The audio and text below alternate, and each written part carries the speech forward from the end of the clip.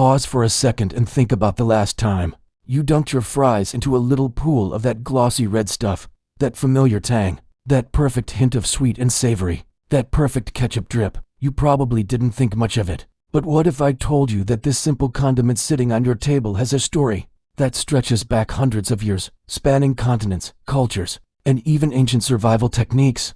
That the ketchup on your plate today is the result of centuries of experimentation, adaptation, and globalization? Stick with me, because we're about to unravel a tale of flavor, commerce, and culinary innovation that's as fascinating as it is unexpected. Before we dive in, if you love deep dives into food history and the stories behind what we eat, hit that subscribe button and smash the bell icon so you don't miss any of the weird, wild, and utterly captivating history we dig into every week. Long before tomatoes became the poster child for ketchup, there was something entirely different lurking in the kitchens of Asia. The story begins in 17th century China, with a fermented fish sauce known as kê-tsiap.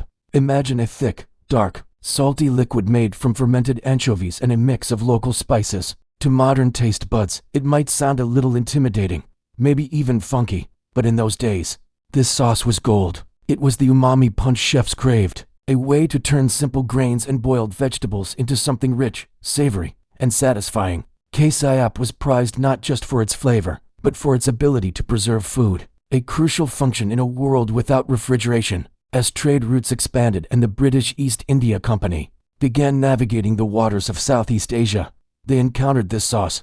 British traders, intrigued by the taste, attempted to bring it home, but transporting actual fish sauce across seas proved tricky. Instead, they started creating local adaptations, using ingredients they had on hand. Mushrooms, walnuts, anchovies, and a host of herbs and spices became the early European versions of ketchup.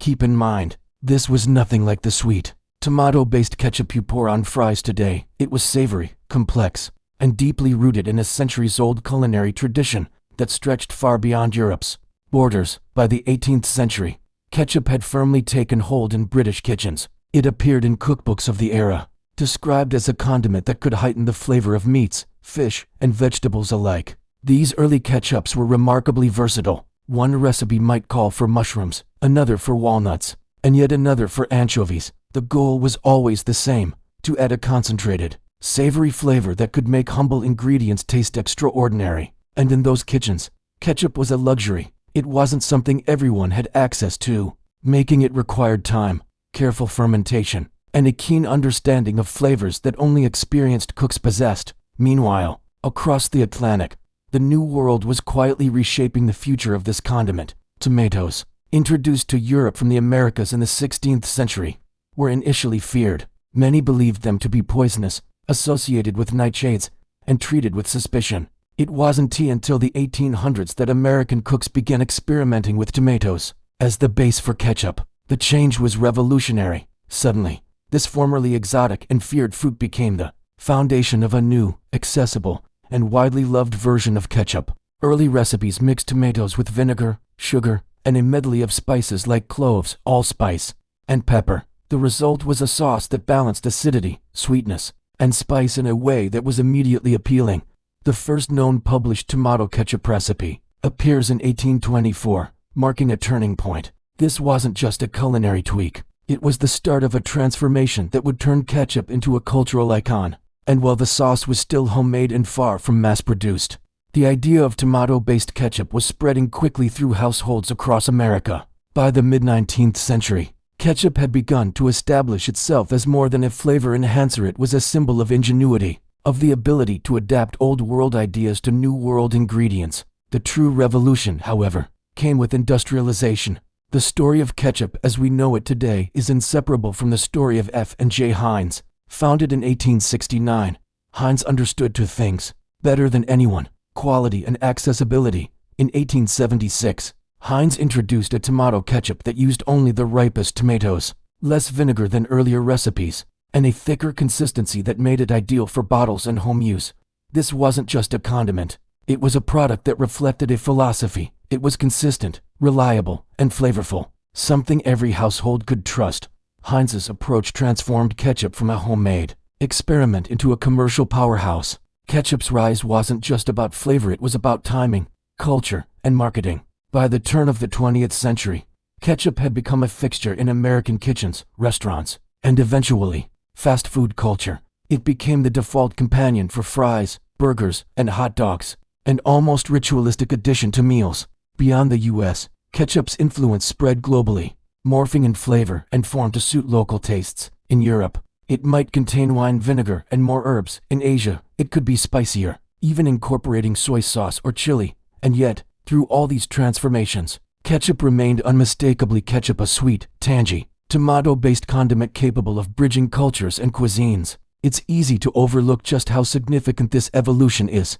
Consider that ketchup began as a fermented fish sauce in China, adapted by British cooks using mushrooms and walnuts, then reinvented in America with tomatoes, sugar, and vinegar, and finally standardized and mass-produced by innovators like Heinz. Every bottle on your table carries centuries of culinary knowledge, experimentation, and cultural exchange. Every time you dip a fry or top a burger, you're participating in a legacy that spans continents and generations. And here's a little twist you might not know. Ketchup was once sold as medicine in the 1830s. Early American advertisements claimed it could cure indigestion and improve appetite. Of course, we now know ketchup is far more delicious than medicinal, but it shows just how deeply embedded this condiment has been in daily life. It wasn't just a flavor enhancer, it was a product, a commodity, a curiosity, and eventually, a cultural icon. As we move into the modern era, ketchup continues to evolve. Health-conscious versions with reduced sugar, organic tomatoes, and no artificial preservatives are widely available. Specialty ketchups experiment with unique spices, smoky flavors, or regional ingredients, and yet, the essence of ketchup remains unchanged, a sweet, tangy, versatile condiment capable of elevating everything from fast food to gourmet dishes. The story of ketchup is a story about more than just food. It's about adaptation, innovation, and the human desire to create flavor. It's about trade routes, cultural exchange, and the ability to take something unfamiliar and transform it into something universally loved. The next time you reach for that familiar red bottle, take a moment to appreciate the journey it represents, a journey from fermented fish sauce in ancient China to the sweet, tangy, tomato-based staple we can't imagine living without today. So here's the takeaway. Ketchup is more than a condiment. It's a bridge across cultures, a testament to culinary creativity, and a reminder that even the simplest foods have rich, complex stories waiting to be told. Don't just pour it on your fries, think about the centuries of innovation, the hands that perfected it, and the countless meals it has elevated. And if you're inspired to learn more about the stories behind the foods we eat, hit that subscribe button, join this journey, and let's uncover the hidden histories that shape every bite we take. Because the truth is, every flavor has a story, and every story deserves to be savored.